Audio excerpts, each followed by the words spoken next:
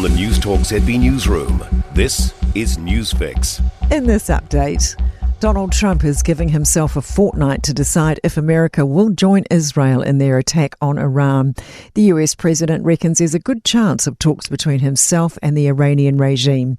White House spokesperson Carolyn Leavitt claims Iran is as close as ever to building a nuclear weapon. Iran has all that it needs to achieve a nuclear weapon. All they need is a decision from the supreme leader to do that. And it would take a couple of weeks to complete the production of that weapon, which would, of course, pose an existential threat, not just to Israel, but to the United States and to the entire world.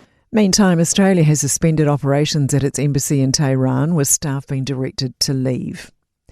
An international relations expert says that the Prime Minister will set the record straight in China about our pause on Cook Island aid funding. Foreign Minister Winston Peters has put millions of dollars of development aid on hold, saying trust needs to be restored. The island nation signed a comprehensive strategic partnership with China without reference to New Zealand, despite our two countries' official special relationship. International relations expert Robert Patman says the timing of his current visit to China isn't great. I'm sure Mr. Luxon will be making the point to his Chinese host that the Cook Islands were informed well in advance of his visit to China. Jaws, the movie by Steven Spielberg, is celebrating half a century since its release in 1975.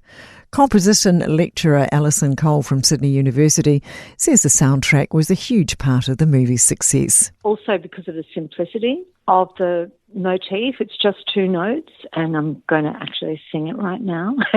So, dun. Some disruptions are expected as KiwiRail shuts down passenger lines in Auckland and Wellington. It's halted services for the weekend during major infrastructure work and maintenance. Full services will be back online on Monday for Wellington and on Tuesday in Auckland, with replacement buses running. That's news.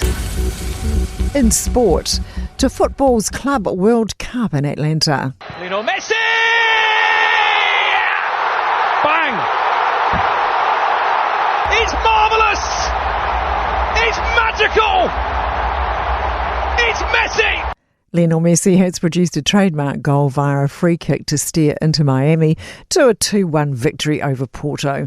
It's the 37-year-old's 50th goal for Miami since leaving Paris Saint-Germain in 2023. Auckland City have their second group match at the tournament against Benfica tomorrow, following on from their 10-0 drubbing at the hands of Bayern Munich. A reality check for French Open champion Coco Gauff as she gears up for the next tennis Grand Slam on grass at Wimbledon. She's been beaten in the first match since her Roland Garros triumph, losing in straight sets to China's Wang Xingyu at the Berlin Open.